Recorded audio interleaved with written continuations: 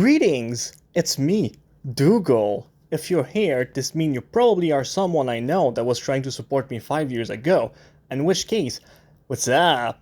I'm still alive. Or you stumbled here by chance, in which case, also, what's up? I'm still alive. The video you're about to see is a labor of love and months of works. I know what you're thinking. Months of works? That video is gonna be great!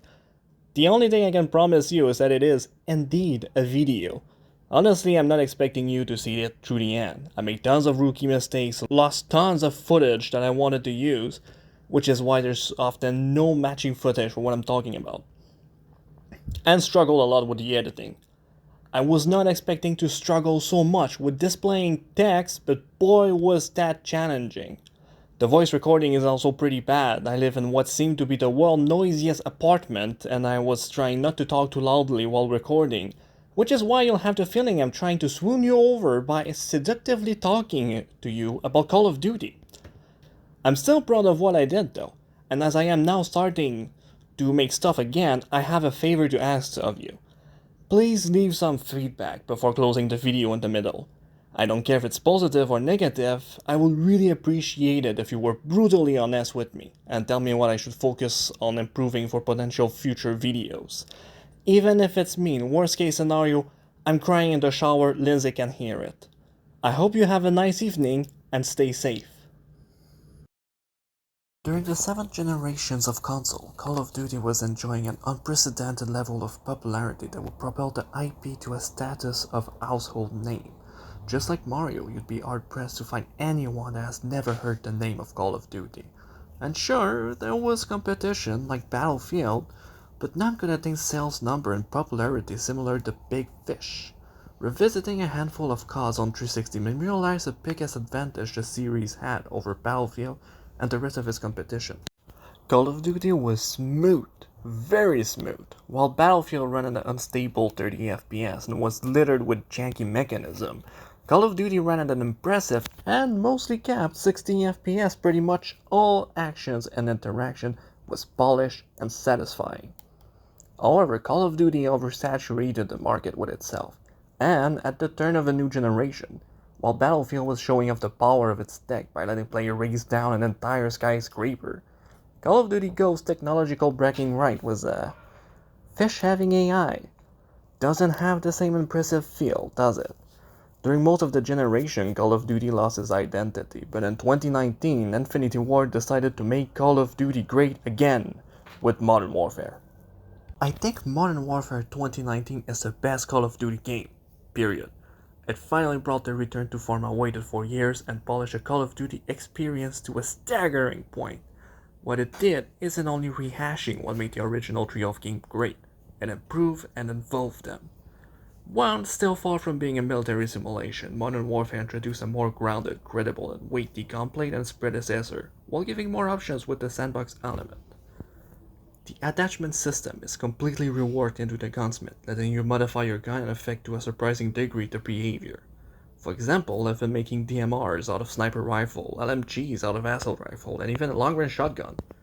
It takes the experimentation of creating a class to a whole new level. It's fun to find new ways to use your favorite gun. I made 3 different variations for my favorite assault rifle, the Killer. The first one is an all-in-one monster, packing an underbarrel shotgun and a hybrid optics that give it both a long-range thermal sight and a close-quarter reflex sight. Downside of the variation is that its bulkiness makes it slow to use, same downside speed being quite slow, and I usually get shot before I'm even ready to fire if I'm not careful. Second variation is all about accuracy and pulling headshots. It's quite reliable and easy to use, but loses the versatility of the previous variations. The final variation is the aforementioned LMG that I made out of the Kilo, sporting 100 bullets per magazine, staying fairly accurate, but lacking in the firepower department when compared to actual LMGs. The advantage of that configuration giving you an LMG-like gun with all of the bulkiness and slow aim down sight. All those variations can be saved as blueprints, and you can give them all cheesy names, childish names, or even named after an obscure Japanese song you like. I can't overstate the importance of Gunsmith in keeping my interest in the long run. Modern Warfare also marked the return of the killstreak system. Gun is pretending that capturing an objective will help you get a killstreak. Only kills matter now. The kill streaks are tons of fun still, and if you use the kill chain perks, which counts your kill made with kill streak for your other kill streak as long as you don't die, even the highest kill streak become pretty accessible, so with Perseverance anyone can enjoy them. The game also introduced a brand new version of Ground War, which offers large-scale gameplay pretty similar to Battlefield, and it does a pretty good job at it too. Despite the quality of the game, it wasn't universally enjoyed by the community. If like me, you play only objective mode, it's hard to notice, but the lower time to kill lead to more campers, and coupled with now bigger maps mean that Team Deathmatch and Kill Confirm became pretty much snooze-fest. It's the reason why a playlist composed of shootouts and shipment is almost always out. Because of the quality of the game, a good part of the COD community also felt that Call of Duty should just drop the yearly release schedule and just focus on Modern Warfare for a couple of years, like every single other shooter franchise since pretty much a decade at this point. However, because another part of the community didn't enjoy the new feel of Modern Warfare, I personally felt there was potential in Activision's plan of releasing a more arcade-ish Black Ops games to counterbalance Modern Warfare, especially because of the planned merging of the two games. Both sides of the community can enjoy the Call of Duty, and Activision can enjoy the unlimited shady money printing schemes of their cosmetic shops and paid battle pass. Sounds like there's a sound, easy to execute business plan there, but nope, they fuck it up. I don't really want to go into details on this because I think it's mostly well known. The Black Ops Cold War didn't have the usual time frame for development. Call of Duty released a game yearly with a rotation of 3 main studios, cycling between Infinity Ward, Sledgehammer, and Treyarch. It's been going on ever since Advanced Warfare, and leave 3 years for the devs to make their own game. However, Sledgehammer was supposed to follow up with their own Call of Duty this year, but it was decided that Treyarch will take the reins and release a 5th Black Ops to follow up Modern Warfare 2019. With a much shorter time frame than anticipated, Treyarch had to salvage anything they could from the Cold War team Call of Duty and make it a Black Ops game. Now this sounds mostly simple. After all, they already have a basic game form, they just need to finish it. This is where it gets complicated. Each of the main Call of Duty studios used their own game engine, which means that assets for the original Cold War game had to be converted or remade to fit the Treyarch engine. But wait, there's more! Because of the planned merger of Modern Warfare and Black Ops Cold War, every cosmetic item of Black Ops also has to be remade for Warzone, which is why every skin seems to be slightly different from Warzone to Black Ops. This isn't even the end of the complications, since Cold War is also a multi-gen game, bringing its own bunch of problems. Now why am I telling you this? Because over its multiple free weekends and beta and all, I got the opportunity to play the game on PC, Xbox Series S, and PS4. They were all janky, not at all at the level of console cyberpunk, but at the point that something always feels off. I also have it on good authority that the same can be said of the base Xbox One version as well. The game just runs like shit everywhere. Frame drops, stutters, crashes, late loading, whatever the fuck that is. Look at this clip. I made a thermal class. The idea being that I can use a thermal to shoot unsuspecting enemy through the smoke, right? Smart. The smoke show up too hot, so I can't see through it, and the fire from the Molotov show up surprisingly cold. Who programmed this? It's not an ugly game, but on every platform I played, I felt like the game was struggling to run an awful lot for something that looked like this. Especially after Modern Warfare, the graphics are a step down to be sure. But enough about technicalities, how is the game itself? Honestly, it's fine, I enjoy it. I know some people prefer it over Modern Warfare. The gameplay feels a lot more like classic Black Ops in my opinion, even bringing back the gadget from the original game in some form. I really like the Cold War aspect to this. Field microphones and jammers returns as field upgrades among other things, so you can potentially set up an Intel or counter-Intel network. At the time of writing though, you still can't see your teammate field mics, and I don't really understand the decision behind this. Speaking of field upgrades, bouncing Bettys has been relegated as set field upgrade, which means the amount of mines you'll encounter has been reduced drastically.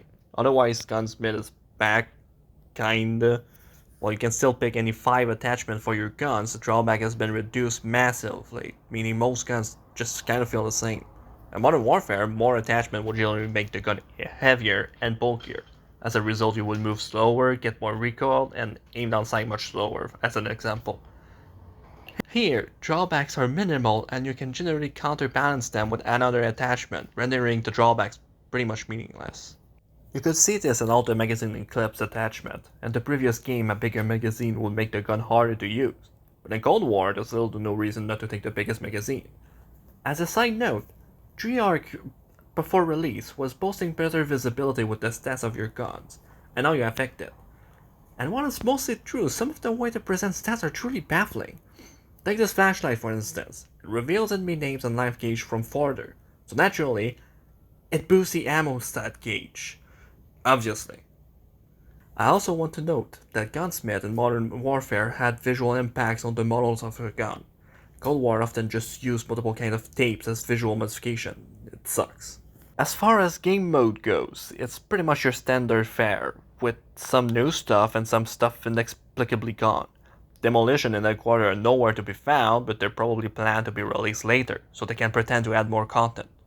New stuff include VIP, in which a team has to defend a VIP player trying to escape, while the other one try to assassinate the VIP. It's pretty fun, but I don't play it much, because you don't earn XP while you're dead, and you have to wait new rounds to respawn. And since the grind is already big as it is, I kinda just don't bother with that one. Also new is the Fireteam mode. Fireteam brings the innovative experience of pairing up with 3 other strangers in a battle royale game, and seeing all 3 of them fucking off to other corners of the map and leaving you alone. Except that this time, you do that for half an hour. It's fun, I hope you enjoy.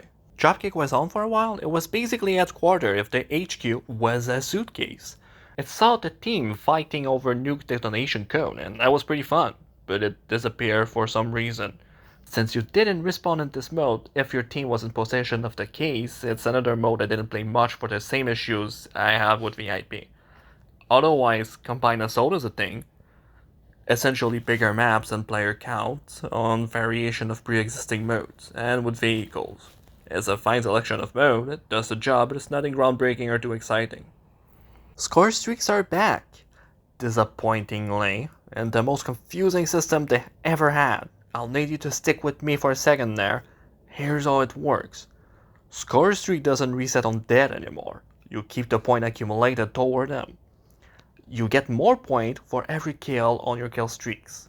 They start at 50 until the 5th, where you get a bounty of more point than less, and it's a bit complicated and not explained in the game. Capturing objective and doing diverse action gives minimal points towards score streak. Playing the objective is still less rewarding than focusing on kills, defeating the whole purpose of the system in the first place. After using your score streak, it's on cooldown. While on cooldown, you don't accumulate points towards that score streak. Every score streak have a different cooldown. The system doesn't work. It's trash. It's unrewarding. You need an absolutely high score for higher score streak. The cooldown on some means you're never gonna get them for multiple times per game unless it's a combined ops assault game, which can really drag for a long time. I'm not against using a different system and differentiate a bit more from Modern Warfare, but the system is just bad. I wouldn't say it's as bad as previous score streak system, you will still see some higher streaks, but it could be a lot better to be sure. Doing a smooth transition from a thing that doesn't really work to another, that's good. I have to talk about SBMM. Skill-based matchmaking is a matchmaking system that matchmake players together depending on their abilities. So in theory, casual players will play with each other, while more experienced players will fight among themselves. This should offer players a nice balance between challenge and fun, and give players a nice progression of their skill over time. SBMM is part of most multiplayer games, and has always been part of Call of Duty, including Modern Warfare. Cold War, however, utterly, absolutely mess it up. It's impossible to have a consistent progress in this game because of it. This is what having a good game feels like in Cold War. Did you perform okay in the last game? Did you have fun? Bobby Kotick doesn't make money on you having fun, so fuck you. You're getting matched with people that transcend humanity to become one with the Cold War matrix. You'll be lucky if you can even walk without getting shot in the head. The enemy team will get kill streak after kill streak. You'll deal with an enemy gunship followed by an enemy helicopter shooting many helicopters with nukes. To an enemy time machine they'll use to go kill your parents before you're even born. It's nuts. And so frustrating. And look, that's part of online gaming. It's fine. But here, it's artificial. The game voluntarily put you in those games. In fact, it's priority. The skill matchmaking takes priority over connection quality, which leads to a game like this. How is this happening in 2021? My computer is wired to fast internet. It's infuriating. And it ruins your fun until the system decides you've suffered enough. Just look at those stats screens. It's horrible and most player screens look like this. And as a consequence, it's hard to gauge how good you are at the game. Am I good? Am I bad? I scream as I do not know. It's not fixed yet.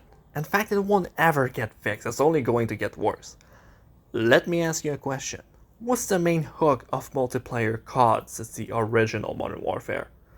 That's right, unlocking shits. Camos, guns, watch, face paint, new pair of high heel shoes, lollipops, subscriptions to OnlyFans and all that. The whole hook has always been unlocking crap while playing the game. So the progression and unlock system of Call of Duty, it's pretty important. Cold War's progression is very slow and unsatisfying, so reaching level 200 every 2 months or so is pretty long by itself. And the only time it feels remotely right and satisfying is when the double XP is active. If you could reliably pull off good games and progress challenges, it wouldn't be a problem. But since the SBMM is pushing you in games where you'll barely ever get a kill, it slows down your progress even more. It's all in an effort to keep you on the game for as long as possible, because the more time you spend on the game, the more likely you are to spend money on the cosmetic shops, in addition to your paid battle pass, I will add. By the way, everything costs a minimum of $10 Canadian, and I've seen them go up to $30. See, it's not microtransaction if they're that expensive. And that, friends, is why the SBMM will never get fixed. Because as it is right now, Call of Duty Black Ops Cold War is really just like another full-time job that instead of paying you, is trying to sell you more shits. But the bad doesn't stop there. The game is still plagued by problem. It's at the midpoint of its life cycle as I'm recording this, and the game still pulls shits like this. And those are just surface level complaints. I could write 10 more pages of complaints on it. Modern Warfare is slowly getting sabotaged to drive more people to Warzone and Cold War. You can check on the subreddit and you'll get tons of information on it. For a while, Weapon XP was completely bugged. You can earn anything. So from now on, previous games in the franchise aren't even safe. You can't even guarantee the state of the game in a year. Probably going to happen to Cold War as well. If they would just stick to Modern Warfare and Cold War for a while, fix it over the years, maybe I'd recommend it. I do have fun with Cold War. But now, they already announced a new Call of Duty, and obviously, what was I expecting?